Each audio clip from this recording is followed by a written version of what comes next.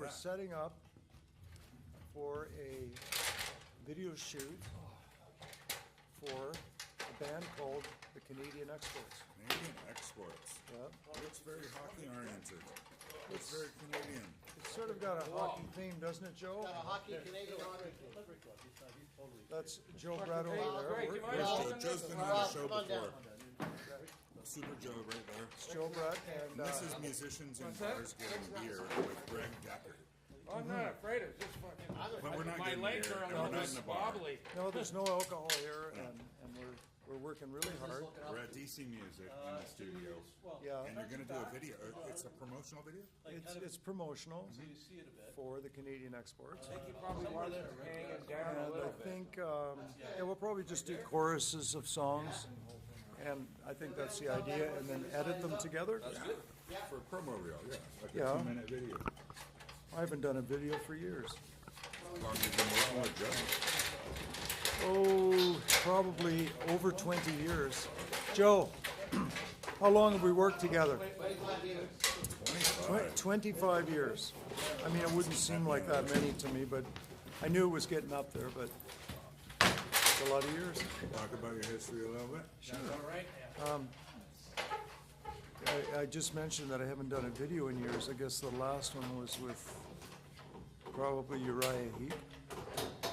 Maybe there was some Dave Gilmour videos after that. There was a couple David Gilmour videos. I didn't record with him, but I toured his About Face Tour. You familiar with that one? That was 1984, and that was after, within a year after Pink Floyd's Final Cut album, when Roger Waters and David split ways. Then David decided to do another solo album. That would have been his second. So I think the first one, and I don't remember the name of his first album. I don't think it has a name. It's just David Gilmour. Yeah, With, he's sitting No Way there. Outta Here. Yeah. And so that was. So then About Face was probably within a year after the Final Cut album. Interesting. Yeah. And so you toured that? Yeah, I toured that. Yeah, that was a world tour. That wasn't. I didn't play on that record. I believe Steve Winwood played on it. Bob Ezrin, who produced it, played some keyboards, and John Lord of Deep Purple played on that album. So it's kind of a weird mixture of keyboard players, and I think Pete Townsend did some of the lyric writing with David. And so I was in the live band. The live band was the mother of my children, Jody Lynn Scott, on percussion. Mick Ralphs from Bad Company played guitar. And there's Chris- another story. Yeah, there's a story. And then Mick, Chris Slade, who, fantastic drummer, fantastic person, Great. who I had played in Uriah Heap with. Oh. So it all, And yeah, he was. all connected. Yeah, it's sort of all connected, you know. Who else was on that? Ralph Ravenscroft. You remember saxophone player?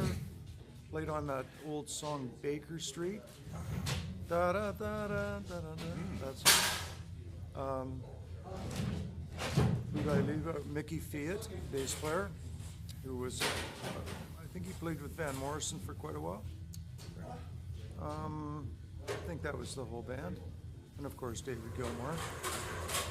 And what was your favorite city on that tour? Did you have a Oh, memorable occasion? One of my favorite cities would have been San Antonio. Not sure why. The Mexican food was great. I remember getting up in the morning and going for a walk, and it was just a beautiful summer day.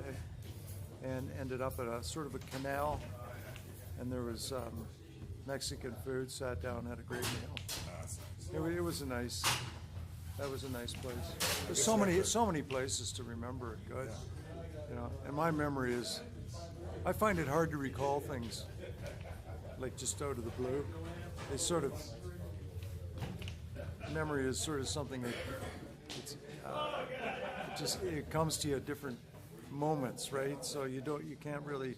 It's hard. Like people ask me to play a song, I can never remember any songs.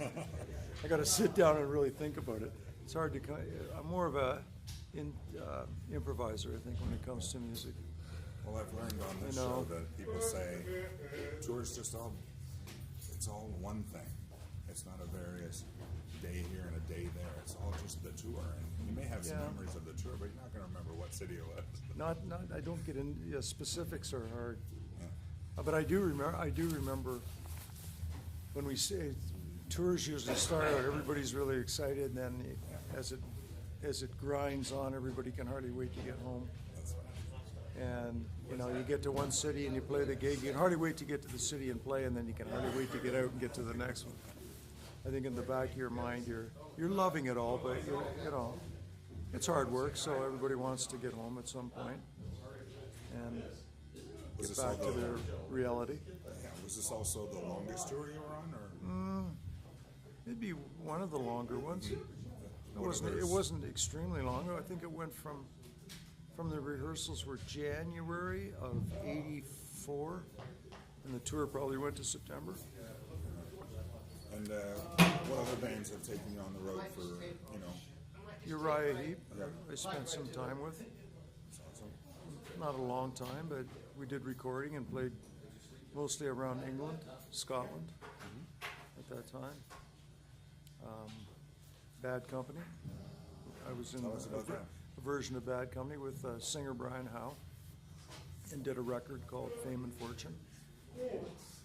And that was interesting. We did tour, I think the first tour was all of America with Triumph, and I think it was Triumph's last tour. That would have been '86 maybe.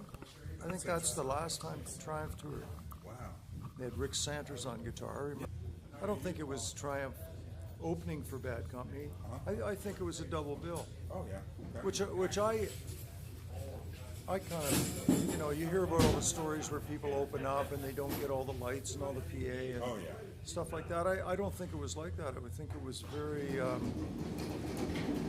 very sharing. Like everybody just did everything they could to make it a great show. So where did that tour take you? That took us all the way across the U.S. And the nice thing about the U.S. is, you start on one coast, you end up on the other coast, and by the time you get to the other coast, you can pretty much turn around and play a lot of the same venues again. That's how big it is, and how many there's just so many venues in America. I don't know if it's still that way, because that's quite a while ago. It's back in the '80s. I know the industry's tougher now, and it's changed so much. It's probably just as, when you get down to it, it's probably just as hard for bands to work and as it ever was, I mean, it's hard work. But, that tour, actually, going back to the Bad Company tour, I think that was, when we ended that tour with Triumph, we took a little break, and then we went to Europe with Deep Purple, and that was Deep Purple's tour called Perfect Strangers. Yeah, I saw that tour.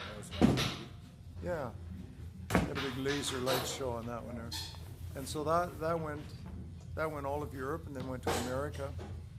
Or no, we started in America, went to Europe, and then came back to America and did America again with I think 38 Special. Remember those guys? Oh yeah. Yeah. And so that was 86, I think, 1986. So you've toured a lot, and you're on some pretty special recordings, it looks like. Yeah. Any other recordings you want to talk about? I did some work on a band from England called Dream Academy. Okay. I think it was a band that David Gilmour produced. So I did a bit of keyboarding on that album. I'm trying to think of some other albums. Not a lot of recording. I write and record my own stuff. Yeah. Still trying to get some stuff out there. That's cool. But I think, you know, it's not a big priority for me. If it happens, it happens. I enjoy the moment of writing. And, you know, When are you doing that under, just under Gregg Dechert? yeah, it'll be just under my own Gregg name. Dechert Band? Yeah, it could be. Yeah. Okay. Haven't decided really what to call it. Oh, that's great. I think I kind of just work at the moment, and you go to work and whatever, it develops itself. You know, it just sort of floats in, you grab it, and don't have any preconceived ideas of anything, which is kind of nice. And what are some memorable moments of working with Joe? All the bad stuff we get up to. We weren't really that bad. We didn't do anything outrageous, but a lot of bands do the summertime festivals, which I think has become a big market. You know, a lot of people look forward to the summertime festival thing. I don't remember that so much when I started out in the industry. I think it's become part of the industry. I mean, I just remember touring all year round in the old days. You know, and you could play 6 nights a week in the old days. Going back to the old days, then, what motivated you? What started you in music? You know, to be honest, I never thought of the industry when I was even young. I started playing piano when I was 3 years old, and just you love music. If you love anything in life, you know, it's the old saying: you do it because you love it. You're not thinking about the industry or making a living or making money.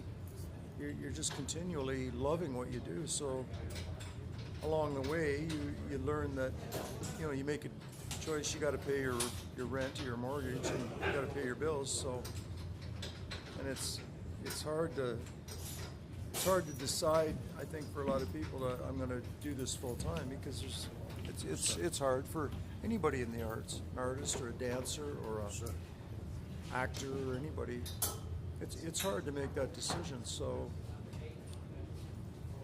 it kind of gets made for you. The more time you dedicate, you know, and you say, I'll take this job over here, and I'll play with you over here, and you start making a little bit of money, and then you might get lucky and make some more money, and then you might get really lucky, like the very few people, and make tons of money, and you just sort of you find yourself gravitating and making the decisions to make a living. You know, I think, and I still feel that way. I don't really feel like I'm in the industry, you know. Even though one might be in the you know, really involved, I think you're always thinking I'm just the same old kid, you know, still just working away, playing music, yeah. That's great. Great attitude. Well, it's really keeps you young. So what was your, let's say, first gig, or do you remember, you know, your first pro gigs? First pro gig? Yeah. I don't even know what that means. I guess a pro, you know, people say made it in the industry. Well, it's just all a concept, because if you sold if you sell 5 CDs, you can say I made it. That's right. I sold 5. Yeah. If you sell 5 million, I still made it. It just sold more. So I remember doing a gig in London, Ontario, and it was playing with a freeform jazz band called the London Experimental Jazz Quartet, and we would go play a pub in London, and we just played for beer money, you know, and I think they offered us $5 each one time, and I had a really hard time accepting the money. I always kind of had a hard time accepting money, because it was like, I'm not doing this for money, you know, and so there's always been it's hard to understand, and then learning, I guess, when you learn the business and you learn what should be coming to you financially, and you learn about royalties and publishing, and you know how businesses are set up, you learn that along the way, and you hear the stories about people getting ripped off, and you hear other stories about people not getting ripped off, and you kind of learn. But it's probably no different than most businesses. Yeah. You know, there's hard times and there's good times. You know, you just kind of roll with it. Inside the lighting box. So this is your rig right here? Yeah, this is my rig. So do you want to... It's like the rig rundown. Yeah, let's do the rig rundown. I've seen that on YouTube. Yeah, this is, I've had many rigs. I try to simplify now because it all goes in the back of my vehicle. Right. But it's really, that's a Leslie back there. It's actually one that I put together. It's in two pieces so you can break it down, the top part of the Leslie and the bottom part. And so I can get a pretty nice Hammond sound. And then I use, up on the laptop, I use an actual a thing called a B4 made by Native Instruments, and it runs into the Leslie. And then it's got these little drawbars here Oh, okay, that's the that interface. I can MIDI in that run the drawbars up there. Okay. See them going Oh, yeah, there you go. on the Yeah, you laptop. can get them both in the same shop. Yeah, it's kind of cool, eh? So you can, and I could probably assign different buttons on this master keyboard to run different things on the organ. It's kind of simple, but it's not a really simple setup. And then I've got they call them keytars. The keytar. Yeah, that controls all the sounds that I can get from any of the modules, and it controls this piano too. So really, It looks like it's been around too, huh? yeah, everybody goes, wow, this thing looks like it's been beaten. Well, in fact, it has been beaten, right? It's not even that old. But I tell people, you know, when a farmer buys a tractor, buys a brand new tractor, it's not going to be very long before the tractor's all right. dented up and scratched up and mud over it. So if you're a working musician, usually you get a lot of dents in your guitars and your instruments, you know. Do you have any other pianos at home? Yeah, I've got an old Eibach grand piano. It's an old German grand. I think it's a 7.2 foot, something like that. And a bunch of old keyboards sitting around the studio and stuff like that. I don't have a big studio anymore. I've sort of downsized to just a small room. I don't need much. And if I have people over to jam, I'll just, you know, set up in the living room and run cables into the little studio. Yeah. Great. Anything else you want to tell your friends and fans? Friends and fans. Boy. We want to get philosophical. Whatever you We like. don't want to You're get too. talking to your We don't want to get too philosophical, and we don't want to get too religious. We don't want to get too political. That's true. Because we're just here. Tonight we're enjoying ourselves. We still got we're almost set up, I think, and then we're gonna. Joe, excuse me. How many songs are we gonna do? Today? Yeah. 7. 7. Okay. Joe, you got to do a cameo. It's and my buddy break- Joe. Hey. Yeah. How's it going? How's it going, Joe? Internet world? Super Joe. We're almost ready to do sound check in about 10 minutes. We're going to go through some classic Canadian rock. 7 tunes. That's Awesome. it. 7 choruses. That's all. That's it. Okay, so there's a promo video night for Canadian Xsports, and we've just spoken with Gregg Dechert. Thanks for being here. Musicians in bars getting beer. Thank you. Cheers.